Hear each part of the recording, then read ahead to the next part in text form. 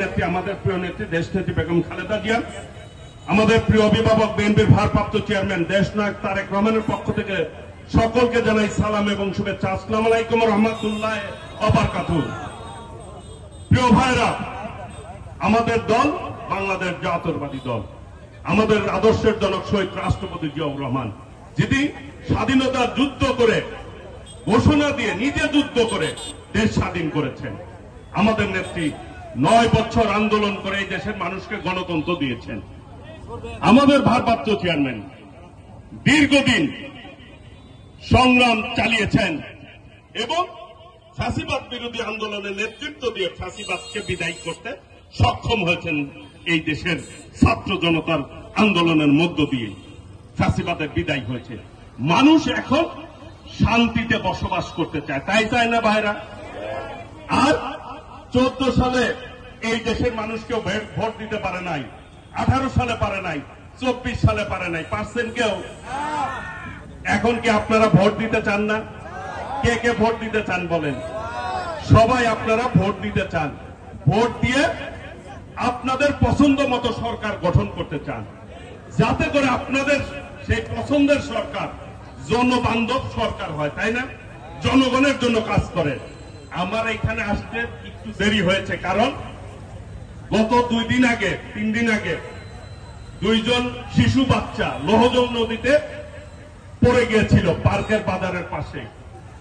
একজনের লাশ উদ্ধার হয়েছে, আরেকজনের উদ্ধার হয় নাই। আমি ওই দিন ছিলাম, আমাদের স্বেচ্ছাসেবী সংগঠনও কাজ করেছে আমাদের। আজকে সেই লাশ উদ্ধারের জন্য আমি একটি টিম নামিয়ে দিয়েছি। সেই টিমটাকে নামিয়ে দিয়ে আপনাদের কাছে উপস্থিত হয়েছি। তার বাবা খুবই নিরীহ গরিব, সেই লাশ চায় যে বাচ্চার লাশ কবর দিবে। সেই কাজটি উদ্বোধন করে দিয়ে আপনাদের সামনে আসছি। সেই জন্য কিছু সময় বেশি লাগছে, সেই জন্য আমি ক্ষমা প্রার্থনা করছি। আমি বলতে চাই, আজকে একটি দল বেহেশতের টিকিট বিক্রি করে বিভিন্ন জায়গায় যায়, বলে যে ওনাদেরকে নাকি ভোট দিলে বেহেশতের টিকিট পাওয়া যাবে। এখানে মুরব্বীরা আছেন, মুসল্লি ভাইয়েরা আছেন। আমি যদি ইসলামের বিধান না মেনে চলি, নামাজ না পড়ি, রোজা না করি, হজ ফরজ হজ না যাই, যাকাত না দেই, আমি যদি অন্যায় কাজে লিপ্ত থাকি, তাহলে কি ওই দলটাকে ভোট দিলে বেচতে যাওয়া যাবে? হ্যাঁ, যাওয়া যাবে? যারা মুখে এক কথা বলে অন্তরে আরেক কথা বলে, তাদেরকে কি বলা হয়? মুনাফিক।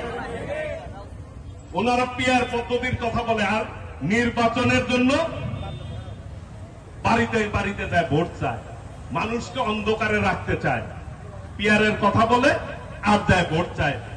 সারা বাংলাদেশে তাদের ক্যান্ডিডেট ডিক্লেয়ার করে দিচ্ছে, লিফলেট নিয়ে নিয়ে ক্যান্ডিডেট ঘুরে আর বলে যে পিয়ার পদ্ধতিতে নির্বাচন দিবে। নির্বাচন বানচালের ষড়যন্ত্র করছে। একদিক দিয়ে বোঝায় একরকম, আরেক দিক দিয়ে নিজেরা বাড়িতে বাড়িতে যাচ্ছে অন্ধকারে। যারা নিজেদের পরিচয় 17 বছর লুকিয়ে এই দোসরদের সাথে তাল মিলিয়ে তারা চলেছে। যারা পরিচয় গোপন করে চলে, গোপনে কাজ করে, তারা কি ভালো কাজ করে? এদেরকে কি বলা হয়? প্রতারক বলা হয়। মানুষ যখন আপনাকে বলবে যে এটা করেন, দেখা গেল অন্যটা করতেছে, তাহলে প্রতারণার শামিল না? আমি বলতে চাই, এই সমস্ত মুনাফিক প্রতারকের স্থান অন্তত টাঙ্গাইল হবে না আল্লাহর রহমতে। আমরা যা বলি তাই করার চেষ্টা করি। আজান দিচ্ছে, আমি শুধু বলতে চাই, আমার বক্তৃতা শেষ করে দিব। এই টাঙ্গাইলে বিগত দিনে সন্ত্রাস হয়েছে, আগামী দিন ইনশাল্লাহ বিএনপি নির্বাচিত হলে টাঙ্গাইলে কোনো সন্ত্রাস হবে না, চাঁদাবাজি হবে না। সকলকে নিয়ে নিরাপদ টাঙ্গাইল গড়ে তুলবে ইনশাল্লাহ। এই এলাকার কিছু উন্নয়নের কথা বলা হয়েছে। রাস্তাঘাটের অবস্থা খুব খারাপ।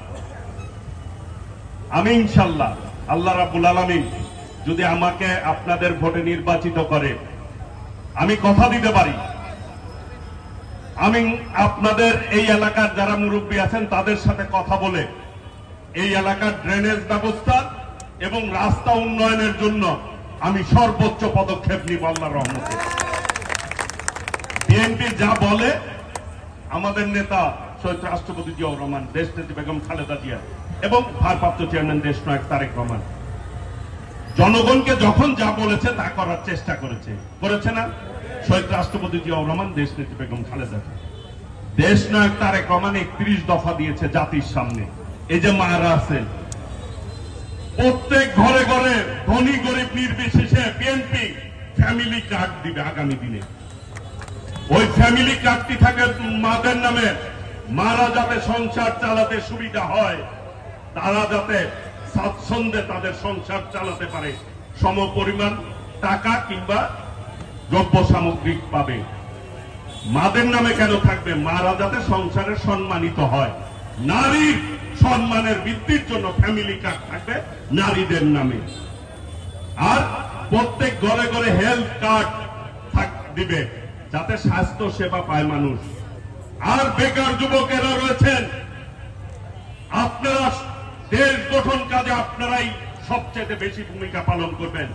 আল্লাহ রহমতে বিএনপি ক্ষমতা আসলে 1 কোটি যুবকের কর্মসংস্থানের ব্যবস্থা করবে বিএনপি। এবং যারা কর্মসংস্থান না পাবেন তাদের জন্য ওই বিদেশে কিন্তু আপনার বেকার ভাতা দেওয়া হয়। বিএনপিও ইনশাল্লাহ বেকার ভাতা সিস্টেম চালু করবে আল্লাহ রহমতে, চাকরি না হওয়া পর্যন্ত। কাজেই বিএনপি জনগণের দল, জনবান্ধব দল। জনগণ বিএনপির সাথে আছে, সেই জন্য বিএনপির বিরুদ্ধে ষড়যন্ত্র বেশি হয় না? আমি একটি কথা বলতে চাই, এই মালা এই এলাকায় আজকে মিটিং পরিচালনা করছে, এইখানে রাশেদ নিলে টাঙ্গাইলে কোনো সন্ত্রাস থাকবে না। সেই সন্ত্রাসী কর্মকাণ্ড যারা করে তারা যদি আমার পাশে থাকে হবে? যদি চাঁদাবাজ জি হয়েছে, সেই চাঁদাবাজদেরকে আমরা রুখে দিতে চাই। টাঙ্গাইলে কোন চাঁদাবাজ যুবদলের সভাপতি এই অভিযোগ আছে? যদি থাকে ছোট ইমন আছে। আমি বলতে চাই, আমি পূর্বেও বলেছি, ইনশাল্লাহ নিরাপদ টাঙ্গাইল গড়ে তুলব। উন্নয়নের ক্ষেত্রে সর্বোচ্চ উন্নয়ন করব, যাতে করে মানুষ মনে করে এই টাঙ্গাইল টাউনটি উন্নয়নের মডেল টাউন। এই টাঙ্গাইলকে এক সময় বলা হতো শিক্ষা নগরী, এই টাঙ্গাইলকে এক সময় বলা হতো ক্রিয়া নগরী, এক সময় বলা হতো সাহিত্য সাংস্কৃতিক নগরী। আর সেই টাঙ্গাইল বিগত দিনে তারা সন্ত্রাসের নগরী পরিণত করেছিল।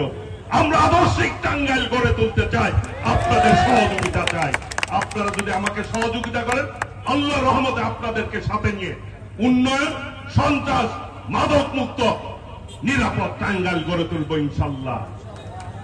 এই ব্যাপারে আমি আপনাদের সহযোগিতা চাই। সহযোগিতা কি পাবো?